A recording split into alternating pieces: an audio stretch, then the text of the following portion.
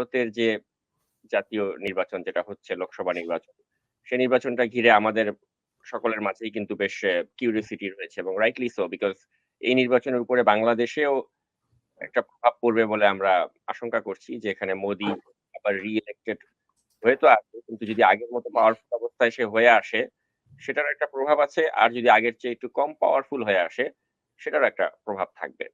তো মোদি তো বলছিল যে ৪০০ আসন নাকি পেয়ে যাচ্ছে এবার। এরকম একটি ভবিষ্যৎবাণী সে করেছিল। কিন্তু ৪০০ আসন পাওয়া তো দূরের কথা।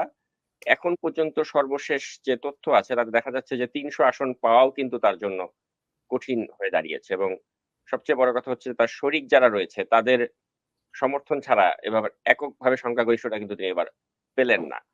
তো এই যে মোদি যেটা আশা করেছিল সেই আশার যে একটা বাস্তবায়ন ঘটেনি এবং আমরা তো জানি যে বাংলাদেশের প্রেক্ষাপটে আপনার রাহুল গান্ধী